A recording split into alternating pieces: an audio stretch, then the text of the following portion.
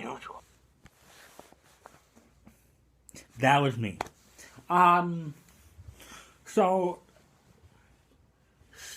part 2. Let's talk about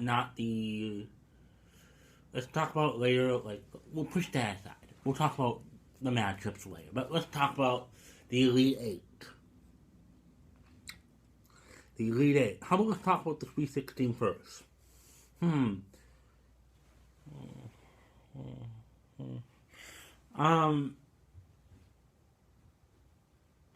Well, what do you know? Wisconsin did it again. They lost in the Sweet 16 to a team that they should have beaten. After all, they were up 12. Jeez. And then they let some guy shoot a 3-point at the end of the overtime and win the game. Just another basketball team. What do you know? Whatever. Now let's talk about Kansas. Dorothy and a little puppy going for the NCAA tournament. Mean Scarecrow, the Tin Man, and the Lion, and the Good Witch in the North, and then winding up seeing the Wicked Witch of the West. Yeah, Oregon.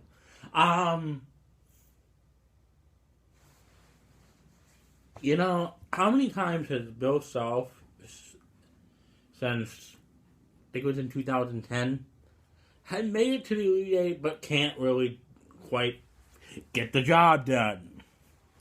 Now, I don't know why. They should have won last year's game against Villanova. They should have won this year's game against Oregon. But, oh my gosh. The hourglass went empty on them. Again, the hourglass went empty on them. Oh man. I guess we're too scared of playing the duck. And they were looking at that time like they were so afraid. It was like watching the Wizard of Oz. But I'm not saying that Bill Self is, well, yeah. See, I'm properly dressed. Look at me.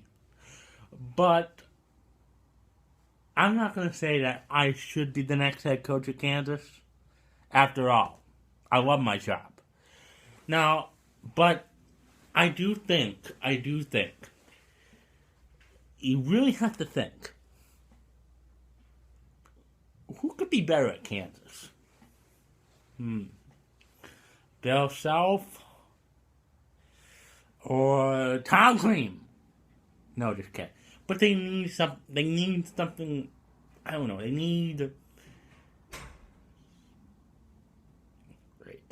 need something fantastic, something new. Yes, they do, because it's not working. It isn't. So let's talk about the Kentucky-North Carolina game. Now, my good friend Keeper from Merrill said, when Kentucky loses, America wins.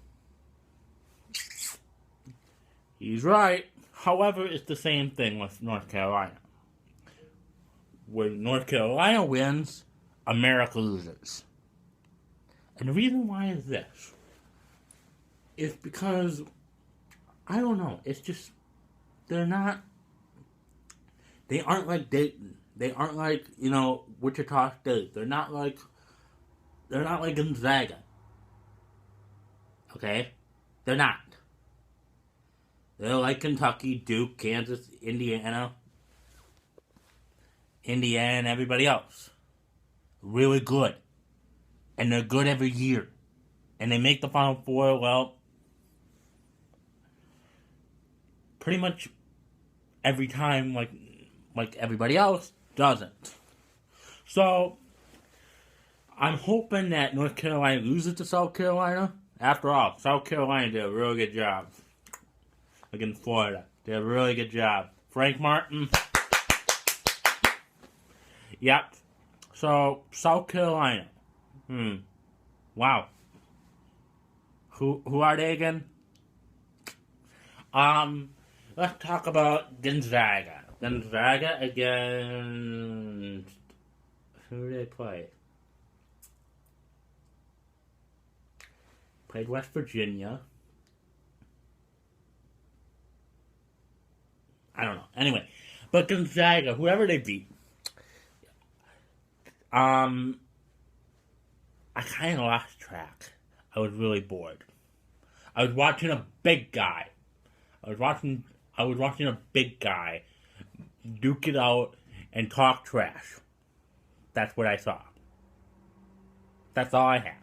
So, the Final Four matchups, Part 2, is, besides the first matchup, which is South Carolina versus Gonzaga, you see,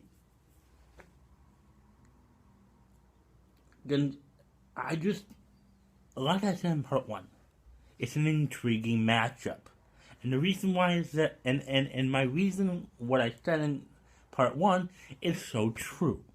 However, let's talk about the matchup first. Let's talk about the matchup, okay?